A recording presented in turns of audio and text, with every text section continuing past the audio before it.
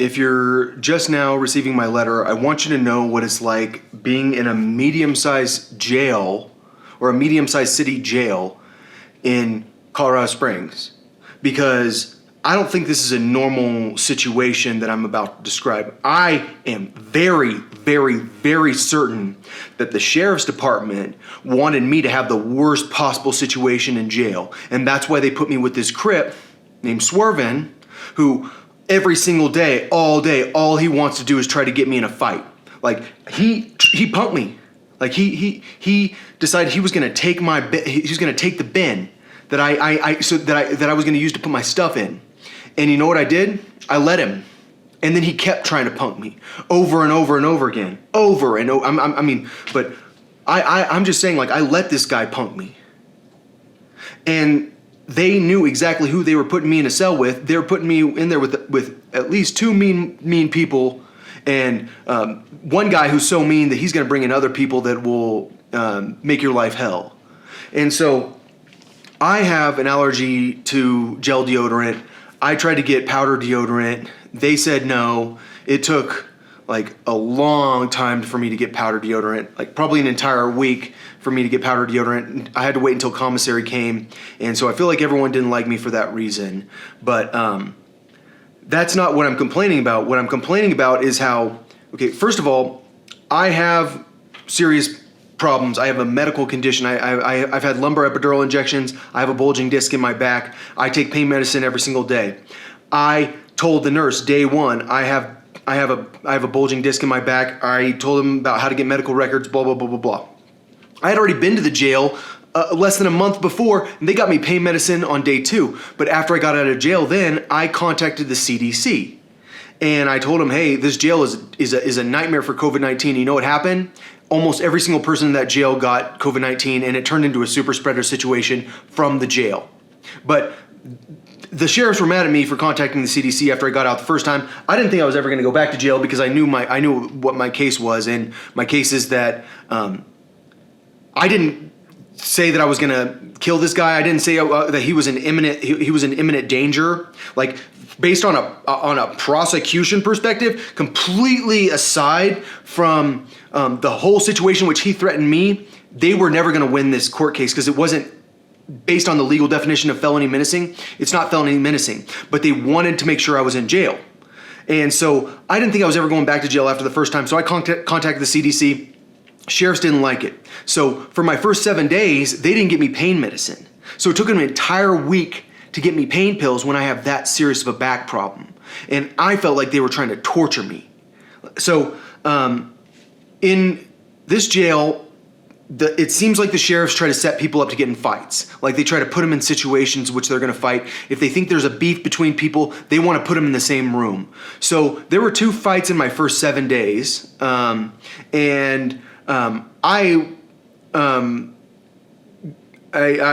felt like that was more violent than I expected. Because it's like I said, they want you to get into a fight so they can break it up and then charge you with assault. So it seemed like they were trying to put people in situations in which they will fight. And I mentioned that my friend is in jail right now. I don't know if he was set up or not.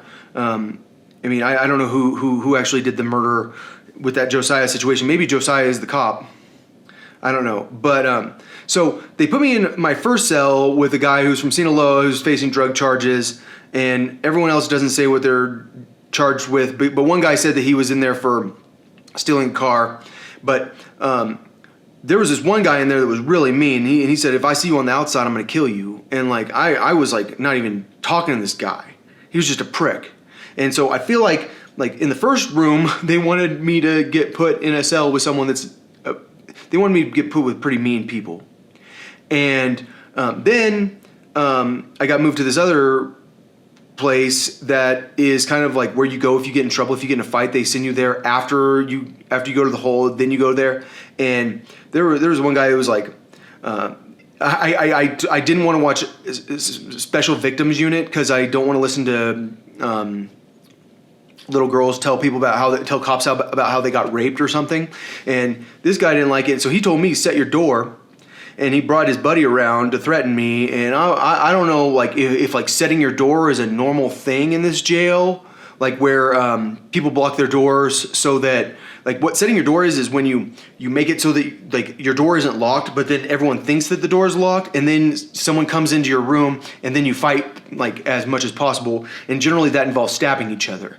So obviously I didn't set my door. I'm not stupid, but someone else set their door while I was there, and I don't know what happened. All I know is this guy got arrested, and they said he was arrested for for setting his door, and there's no way he could have set his door because the fight the time in which like the door was set, like, because I know what happened. Like I was in the yard, and there were some people that like kind of, it seemed like there was something going on. Like it seemed like there were like people like fighting each other that someone set their door while I was in the yard. Like they had blocked their door, and then like some people came in there, I guess, to try to go after someone. I don't know what happened, but the guy that they arrested for setting his door, he was in the yard with me at the time. So there's no way they could have arrested a guy for setting his door, which is what they said, when he was in the yard. So they must have arrested him for something else. I don't really know. Yeah, so they put me in the cell with a black guy that punks everyone, and I eventually told him, I was like, you're not going to punk me anymore.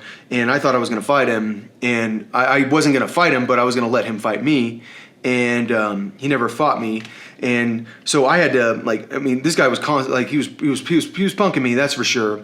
But he wasn't the bad one. The bad one was this Crip who was like constantly trying to get me in a fight. And he tried to fight everyone. Like he'd come up, anybody want to fight me? Come bring it on.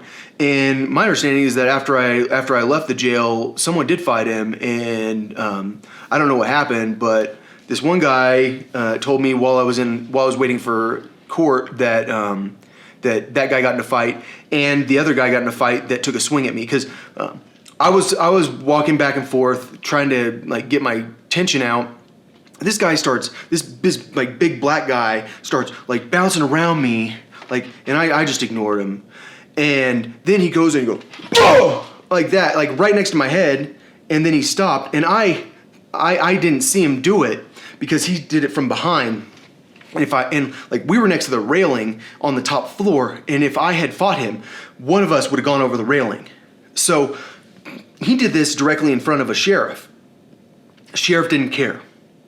Just like what happened is this other guy tried to fight me because he said I was snitching, because I think what happened is he heard me talk on the phone with my mom the day before about another guy, and I was like, this guy's a cop, because I thought this guy was a cop because he told me that all undercover cops are like their names are public knowledge, like it's like in a public database, you can look it up. And I was like, that guy's got to be a cop.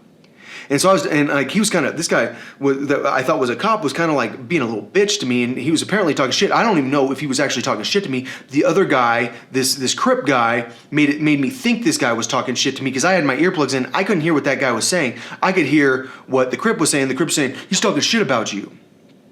And all I'm saying is, like, all the time, these people were, they were putting me in the worst cells possible. They had me classified as a low-level gangbanger, and look at me. Like, do I look like I'm a low-level gangbanger? Of course not. I don't understand how they classify inmates at this jail, but somehow they really classified me poorly. So, in my cell, in the first cell, before I got moved again, there was this guy, they were talking about fags, and they were talking about gay people, because a gay person got moved in our pod, and I told him I'm gay, and then it turned into like a whole uncomfortable situation, because these people kept talking about fags, and it was really pissing me off. And then I ended up lying and saying I wasn't gay, or I ended up lying and saying I wasn't bisexual, because I was afraid, and I don't want someone to try to rape me. And they ended up moving me to what I call the fighting ring, because I'm telling you, that's where everyone goes to fight. That's where they put you to fight, because they can break up the fights real quick. Because like it's a more secure place, and that's where people were popping doors. And I'm just saying, like, it's kind of weird to me that a sheriff can check the doors and not notice that the door is popped or the door's blocked. Like, I mean, I don't know what happened, but all I know is that, like, you don't think of Colorado Springs as a super thugged out jail. It's a thugged out jail, and like something was going on there. So, like, if there's, I wrote down, this is what I wrote down while I was in jail. It says, does the sheriff's department want me to get in a fight, so I'm stuck here? Because, like, if there's anything I know is that it was like constantly trying to set me up to get in a fight. And, all right, so, okay, over and over again, someone's saying, no one wants you here. So I think the reason they classified me as a gangbanger is because I have this tattoo, which could be either folk or Aryan Brotherhood, I think. Because anytime you have sevens all over it, you look like you're Aryan Brotherhood or folk, I think. And so they classified me as a gang member. And I got this tattoo before I had any idea about the drugs. Like, I got that tattoo in Waco, Texas, when I was at Baylor. So somehow they have me classified as a gangbanger. I don't really know how that works. But I don't think anybody in the world goes through jail like I went through jail, which was like every single day waking up, what nigga? What nigga? Like, that's how people talk. And like, okay, so the final roommate they put me with, I've talked about him before. He was a very white supremacist. He kept talking about niggers the entire time. He called them naggers. And I mean, he was mean as shit. And by the way, so folk, like, which is a gang, or it's not a gang, it's like a brotherhood or something. That's what they say. Like, folk people aren't mean. Like, folk people, like, blood can get kind of mean sometimes. Like, some of these bloods are like, they don't think about their business, because folk, like, understands that if you're violent, then your violence can have consequences. So in my experience, folk tends to want to keep their mouth shut, wants to stay low key. Blood, same thing, but there are different levels of blood, and bloods can sometimes want to be violent. But all I'm saying is, like, when they're putting you with Crips that are like super violent, I don't get that. Did this Crip know that I was a blood? No way. I never mentioned it. And am I a blood? Not really. I mean, blood. My understanding is that the blood gang is like all black. They don't have white people in the blood gang. So how could I be blood? But I mean, I'm definitely friends with blood. And so what I'm trying to say is, these people were constantly trying to put me around people that would get me to get in a fight. My guess is that they want to say that I'm a violent person. They want to say that I have a self-control problem because this guy threatened me with a gun. There's a police report that says I'm violent, and they want to prove it. So they want to get me in a fight. So they put me with everyone that tries to fight me. Because I'm telling you, that Crip guy, he thinks that I'm snitching because I talked on the phone with my mom. I talk to my mom on the phone every single day. I come upstairs. He comes and gets in my face, and then he like goes like that. I thought he took a swing at me. I block, but I flinched too. I thought he'd already swung at me. And then I saw the security, the sheriff right behind me, and so the fight never broke out. And I was like, he can't swing at me like that. And she was like, he never punched you? And I was like, yeah, he did, because I thought he swung at me. And all I'm saying is, like, that guy was trying to make me, like, I think that sometimes people do that. And like that, and then next thing you know, you think that they already swung at you. You think that you can fight back, when really he would have said, "I never swung at him. I just took off my shirt, got in his face, and then stomped on the ground so it sounded really loud, like the fight had broken out." And so, I mean, that guy who he says he's a Crip. Maybe he's not a Crip. Maybe he's a cop. Because, I mean, I don't know why he was so determined to try to figure out how to keep me stuck in jail. That dude was crazy. And so at some point, we all have to ask ourselves, like, is this what it's like going to jail in Colorado Springs? I mean, Bill Elder someone needs to ask Bill Elder, is this normal? Is this what happens to a person that has a completely nonviolent bullshit charge that is completely not what the law says? The law says felony menacing is saying that you're going to put this person in imminent danger. You are in imminent danger is what it means. So this guy doesn't give a shit about the actual definition of felony menacing, because because this guy, my neighbor, he wasn't in imminent danger. What I said is, if you fake like you're drawing a gun on me, I'm concerned that I'm going to end up killing you, Doesn't that logically make sense? That someone that is concerned about their safety, you shouldn't fake like you're drawing a gun on them because they might accidentally shoot you? It does make sense. But for some reason, the DA doesn't care about what the actual law says. The DA has this cop that will lie on a police report. This cop says on my police report that he's retired DEA. He's not undercover. He's retired DEA. He's never heard of me, even though I starved myself protesting the DEA in Colorado Springs. He says in the police report that what I told him is that every single person at Oracle is an assassin. And that's not what I said. What I said is Oracle was founded by the CIA. It was called Project Oracle, and that I think this guy's CIA. And I accidentally made a side comment that the CIA is who the president has assassinate people, which is a fact. If the president needs someone assassinated, they're going to call the CIA. The president has the legal authority to hire someone to kill people in the United States, and who they hire is the CIA. I promise. That's like a well-known fact. This guy turns that into, he said every single person at Oracle is an assassin. So all I'm saying is they have this cop lying, and then they delete half the body cam footage, because in half the body cam footage that they deleted, it's me telling him who my boss is. It's me telling him who to contact to prove that I have a reason that people are threatening me. And he like every time I tell him her name, shut up, bro, I'm gonna hurt you. And like, I'm just saying, like, he was really mean. You can watch my video. I talked about the deleted body cam footage on video before I found out that body cam footage was deleted. That's a fact.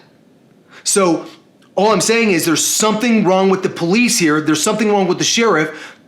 Vince Niski, the chief of police of Colorado Springs, didn't fire this guy who's on the internet saying kill all the protesters, kill all the Black Lives Matter protesters. He didn't fire a cop that was on the internet trying to encourage violence. He didn't even get fired, much less get in trouble. But apparently this guy that was talking about killing protesters on the internet recently in Florida just got arrested. He got federal charges for it. Vince Niski, the chief of police for Colorado Springs, didn't even fire a police officer who's threatening to kill Black Lives Matter protesters, or he's trying to encourage people to kill Black Lives Matter protesters. So I'm just saying, like, there's something rotten about the Colorado Springs Police Department, and something needs to be done about it, and that's why I'm letting you know, and I've got to go. People are here, but that jail has a serious problem with it. That warden, I can't believe he's not in jail right now.